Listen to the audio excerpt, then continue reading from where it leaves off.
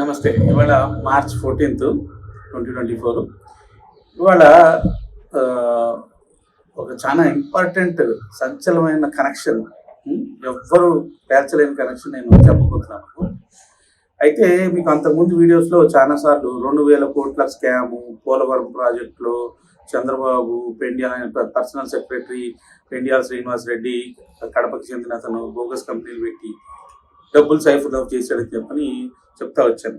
ఇంత పెద్ద రెడ్ హ్యాండెడ్‌గా దొరికిన సిట్యుయేషన్‌ని బీజేపీ ఎందుకు క్యాష్ చేసుకోలేదు? ఎందుకు ఇంత తక్కువ సీట్లతోటి కాంప్రమైజ్ అయిందనేది క్వెషన్ మార్క్‌గా ఉండింది నాకు.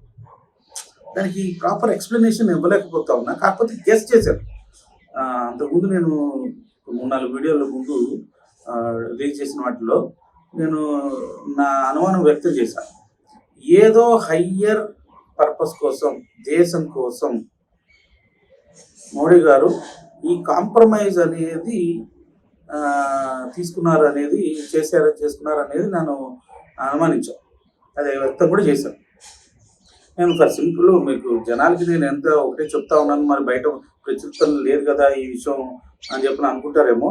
నేను సింపుల్గా CBDT, okay, CBDT IT rates on Pendyala Srinivas Reddy అని కొడితే చాలా వందల ఆర్టికల్స్ వస్తాయి. సుమారుగా ఫిబ్రవరి 1st వీక్, 2nd వీక్లో చాలా రైడ్స్ జరిగినాయి. బెంగళూరు, హైదరాబాదు, ఢిల్లీ, ఇక్కడ అన్ని చోట్ల, మన ఆంధ్రాలో అన్ని చోట్ల. అయితే ఈ క్యాండిడేట్ ఏం చేశాడంటే, ఈ Pendyala Srinivas Reddy investigation led to busting of major racket of cash generation through bogus subcontractors, over invoicing and bogus billing, she said. Several incriminating documents and loose papers were found and seized during the searches, apart from emails, WhatsApp messages and unexplained foreign transactions. అంటే వీళ్ళు ఏం చేశారు, ఇక్కడ bogus ఇన్వాయిస్లు చేసి వాళ్ళకి మన ఈ site engineer ఉంటాడు కదా, ప్రాజెక్టులు, పొలం ప్రాజెక్టులు అటు పని అయిపోయిందని చెప్పి సంతకం పెట్టించేసి వాటికి పేమెంట్ చేసేసి స్టేట్ గవర్నమెంట్ మేము ఇంత వర్క్ చేసాం కాబట్టి ఇన్వాయిస్లు పంపించి మాకు డబ్బులు ఇవ్వండి అని చెప్పని గవర్నమెంట్ మీద ప్రెజర్ పెట్టింది. ఎలక్షన్స్ ముందు, 2019 ఎలక్షన్స్ ముందు ఇదంతా.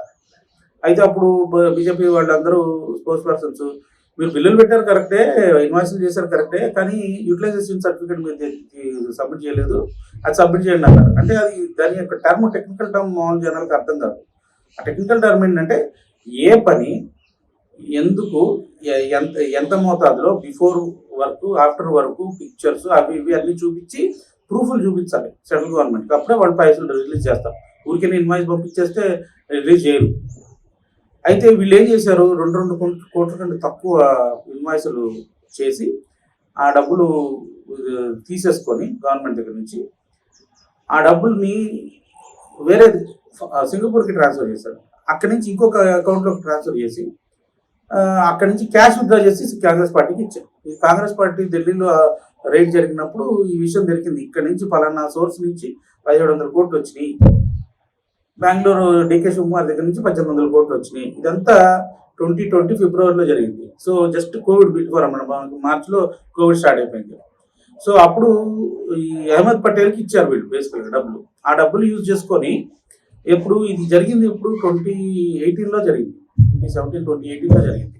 కానీ రైడ్స్ జరిగినాయి, వీళ్ళ మీద రైడ్ జరిగింది 2020లో. ఎందుకంటే వీళ్ళకి ఎవిడెన్స్ దొరికి ఇవన్నీ ఎక్కడి నుంచి వచ్చినాయని చెప్పి చూసుకునేటప్పటికి టైం పట్టేసింది.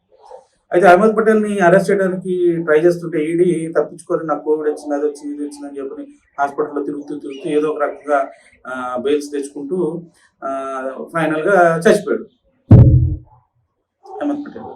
సో అది వేరే. Preliminary estimates suggested ciphering of more than 2,000 crores through transactions that were layered through multiple entities, with the last in the chain being small entities with turnover less than 2 crores, to avoid maintenance of books of accounts and tax audits. 2 కోట్ల కంటే తక్కువ ఉంటే turning మీరు books ఏమి audits ఏమి చేసుకోవాల్సిన అవసరం లేదు, జిఎస్టీ కూడా ఫైల్ చేయగలరు. అందుకని అన్ని చిన్న ఇన్వాయిస్ చేసేసి 2000 కోట్లు సైఫన్ ఆఫ్ చేస్తారు. మనకి పోలవరం ప్రాజెక్ట్ కట్టమంటే సెంట్రల్ గడ్కరీ కడతానంటే కాదు నేను కడతాను అని చెప్పి నేను చంద్రబాబు తీసుకొని చేసిన పని. Okay, such entries were either not found in the registered address or were found to be shell entities. అసలు ఆ అడ్రస్లో కంపెనీలో లేవంట అసలు. Several such subcontractors were controlled by the principal contractor with all their income tax return filings and their compliances being done from an IP address of main corporate office, the CBDT spokesperson said. అంటే అన్ని కంపెనీలకు 100 కంపెనీలకి ఒకే IP address నుంచి tax file చేశారంట. FDI receipts of several crores of rupees in group companies of one of the infrastructure company were suspected to be round tripping of its unaccounted funds. Unexplained cash of 85 lakhs were recovered. More than 25 bank lockers have been restrained. So, ఇంత పెద్ద case రెండేళ్ళకి ఎప్పుడోసారి వాడతారు మోడీ గారు ఈ candidate bend తీయడానికి అనుకున్నా. మరి ఎన్ని తక్కువ సీట్లు, 6 సీట్ల కోసం 8 టోటల్ బీజేపీ జనసేనకి ఒక 30 సీట్ల కోసం ఇంత పెద్ద కేసుని ఎట్లా కాంప్రమైజ్ చేశాడని చెప్పని అనుకుంటా ఉన్నా. అయితే నేను అనుమానించినట్టే ఒక 2 రోజుల క్రితం న్యూస్ పేపర్లో చంద్రబాబు మన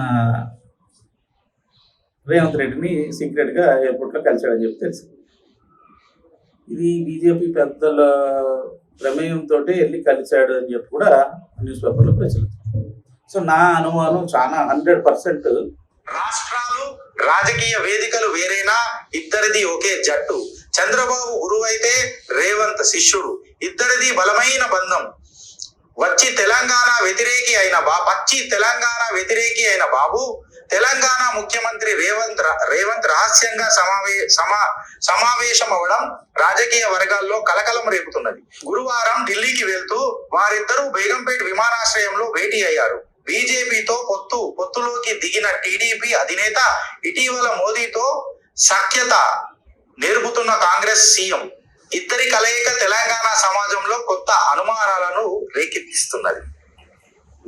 ప్రో అండ్ కాన్ అర్థమైందా? చిత్రగుప్త నిజంగా నేను అనుకునేది అందరూ కరెక్ట్. ఇప్పుడు ఏంటంటే ప్లాను, నేను ఇప్పుడు బెంగళూరులో ఉన్నా. ఓకే, సో ఇక్కడ నేను ఎంతమందితో అడిగినా కూడా ఈ ఎలక్షన్స్ వరకే ఈ గవర్నమెంట్ ఉంటుంది అట.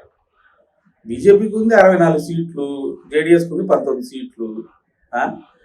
ఎంత ఇద్దరికి కలిపితే కూడా జస్ట్ 19 అంటే 75, 85 సీట్స్ అవుతాయి.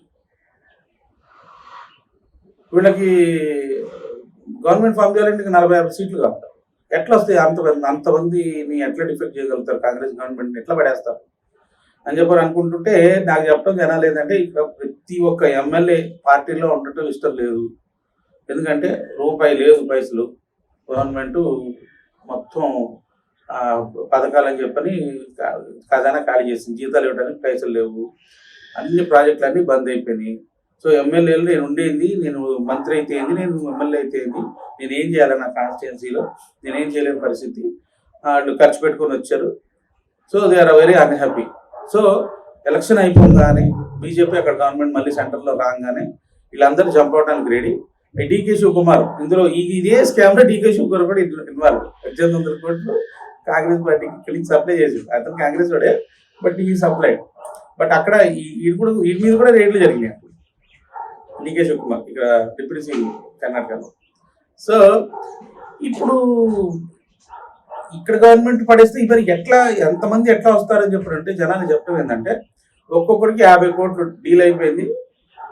ఒక్కొక్క ఎమ్మెల్యేకి 50 కోట్లు ఇచ్చేసి అందరు కలిసి ఒక కర్ణాటక కాంగ్రెస్ సపరేట్ గ్రూప్ లాగా తయారైపోయి బయటకు వచ్చేస్తారు. అంటే 2/3 మెజార్టీ ఇప్పుడు కాంగ్రెస్ కున్న ఎమ్మెల్యేల్లో 2/3 మెజార్టీ బయటకు వచ్చేస్తే వాళ్ళే కాంగ్రెస్ అవుతారు యాక్చువల్గా.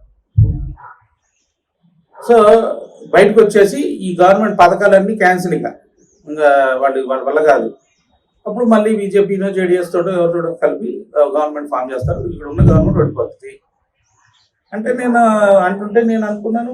అట్లయితే మొన్న రేవంత్ కూడా మన బీజేపీ మోడీని కూర్చోబెట్టి మీటింగ్కి వచ్చి అంతా చాలా బాగా పొగుడుతూ ఉన్నాడు. ఇట్లాంటిది ఏదో కూడా తెలంగాణలో కూడా జరిగే అవకాశం ఉంది. తెలంగాణలో ఏముంది, 66 కదా కాంగ్రెస్ సీట్లు. సో గవర్నమెంట్ పడేయటం పెద్ద ఇబ్బంది ఏం కాదు. కొందరు 15-20 మందిని లాగేస్తే అయిపోతుంది.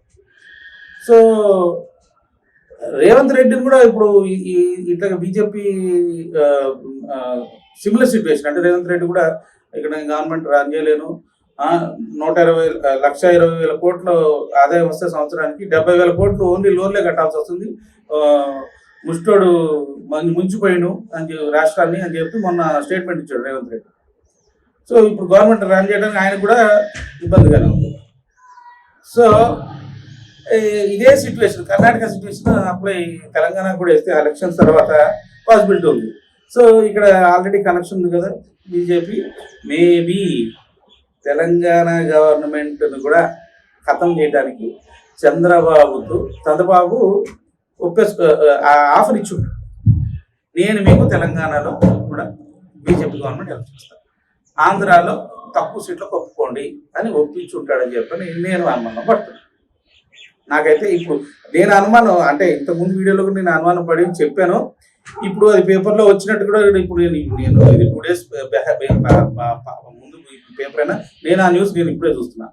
సో నా ఎస్టిమేషన్ ఇదేదో పెద్ద బ్యాక్గ్రౌండ్ పెద్ద ప్లానే ఉంది అని చెప్పని అనిపించి మీకు ముందుకి ఈ యొక్క అంటే రేపు 2024 ఎలక్షన్స్ అవ్వగానే 2 కాంగ్రెస్ గవర్నమెంట్లు పడిపోయే అవకాశం ఉందని నేను భవిష్యవాణి చేస్తున్నా. ఓకే, ఇప్పుడు హిమాచల్లో ఆల్రెడీ ఇరకటంలోనే ఉంది, ఆ గవర్నమెంట్ ఉంటుందో పోతుందో లేదో తెలియదు. అందరూ చాలా మంది కాంగ్రెస్ ఎమ్మెల్యేలు బాగా విద్రోహం చేసేసారు ఆల్రెడీ. సో ఇంకా ఈ 3 గవర్నమెంట్లే ఉన్నాయి యాజ్ ఆఫ్ నో. కాంగ్రెస్కి ఈ 3 రాష్ట్రాల్లోనే గవర్నమెంట్ ఉంది, ఇంకెక్కడా లేదు. అంటే డైరెక్ట్ అంటే జార్ఖండ్ అట్లా కొన్ని రాష్ట్రాల్లో ఉన్న విత్ అలయన్స్ ఏమైనా ఉంటుంది, కానీ కాంగ్రెస్కి డైరెక్ట్గా రూల్ చేస్తుంది ఈ 3.